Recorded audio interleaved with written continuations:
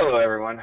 My name is Aaron Knight, and I'm the owner of Ice Cubes here in Atlanta. Um, we are a major service company here. We only work on ice machines, and we're contracted with Hoshizaki and Manitowoc to be one of their service certified service centers. And those are basically, if you know that they're the number one and number two ice machine manufacturers in the world. And so when I met Randy and Phil several years ago, we I wanted to find a better way to clean ice machines because the old way was less than adequate. It was really dangerous with the chemicals. I had to worry about my people getting hurt or us pouring chemical down inside an ice machine that would damage it. So that's where this process started. Um, because there's one thing that I know about ice machine, and it's that um, they're all very nasty. They don't get maintained very well, um, and so we get a nice growth of stuff like you can see in these images. But mostly it's because they just kind of get taken for granted that they're back there in the back, and when all of a sudden they stop working, it's when I normally get a phone call that they need something fixed. Um, these machines that you're seeing here have been around bread making, um, smoothie shops, places where we have yeast or powdered substances that get in the air. They get inside an ice machine and they grow wonderful creations that you see here. Um, I actually had a very large chain went out to go look at the machine that they had called about, and they told us that they cleaned their ice machines every month. Um, but come to find out, the image that's on the far right, they didn't even know that that was accessible, and that's where the ice is made. And so their problem was that it was just extremely dirty. Now the bin wasn't, but the top half where the actual ice is made had never been cleaned. And so it's more of the fact that they don't know what to clean as much as the fact that they need to be cleaning. In 2013, the Daily Mail collected ice from 10 fast food franchises, including McDonald's, Burger King, and Starbucks. And they determined that 6 out of 10 of those locations, the ice cubes had higher levels of bacteria than water samples taken from the toilets. Um, and so that's really where our opportunity lies, is that these restaurants and these chains that don't know that they have a cleaning issue, or they now can do it in-house. Um, I'm going to take a quote from Steve Jobs, and that a lot of times people don't know what they want until you show them. And I think that holds true in this, because it's one of those rare opportunities that we can take a remarkable product to a customer, and it's not only a product that they're going to want, but that they're going to need if they want to keep their machines clean. Most restaurants keep their machines clean by having a professional service company like mine come out and clean their machine every 6 months to every year. And they can spend anywhere from $600 to $1,200 a year to get that done. Um, but what we know is that this machine that just image here, this machine was only 3 months since we last cleaned it. And so if we're only getting an ice machine cleaned every 6 months, then this is going to build up very, very quickly. Where if they were doing it in-house with a safe product for their employees to use, they're going to be able to keep it cleaner than they would if they weren't using anything. Now, I found something that was interesting, and back in September of this year, the Seattle Times reported the University of Washington's Medical Center had linked another death to the bacteria that causes Legionnaire's disease from one of their ice machines and sinks in the cardiac unit. And so this is a very, a serious situation, that an ice machine can harbor some of very nasty bacteria that needs to be maintained regularly.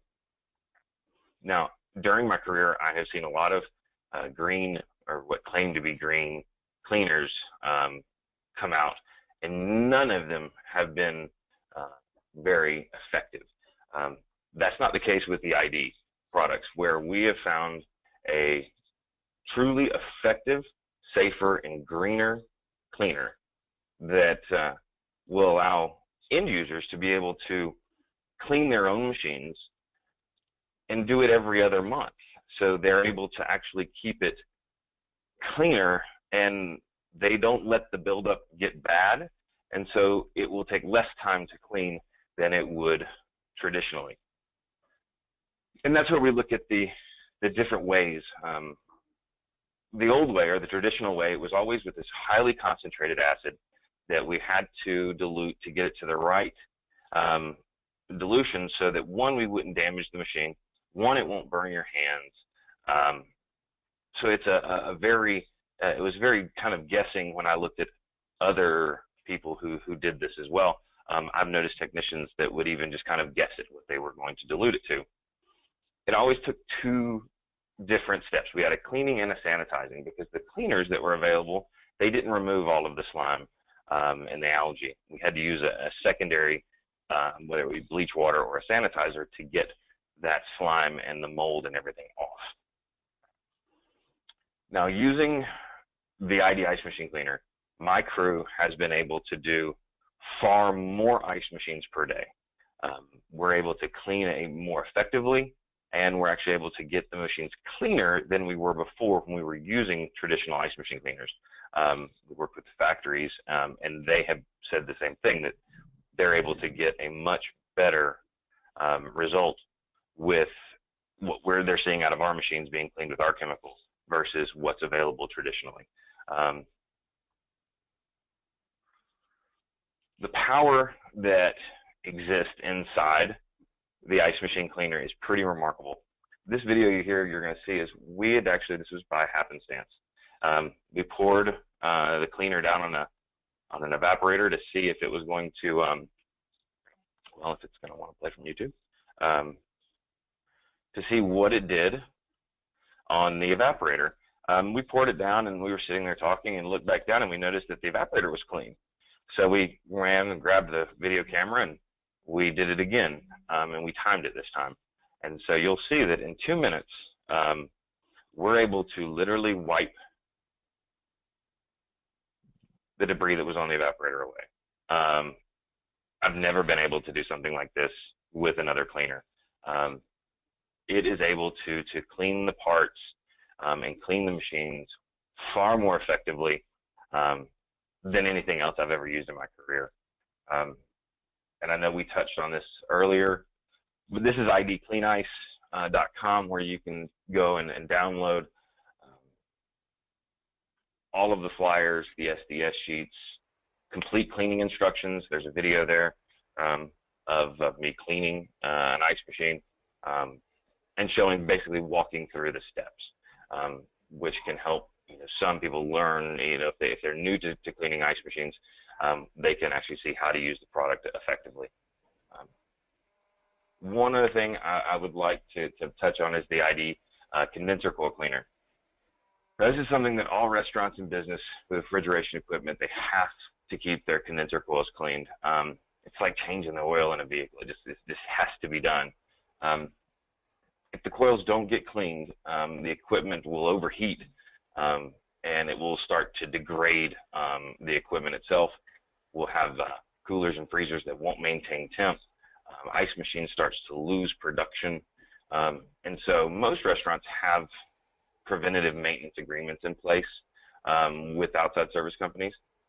These average, anywhere $200 to $300, and it's quite significant when the restaurants get much bigger. And so if these businesses, if they didn't have to outsource this, if they had something that was easy to use, they could see a substantial cost savings in the outside services they would have to hire.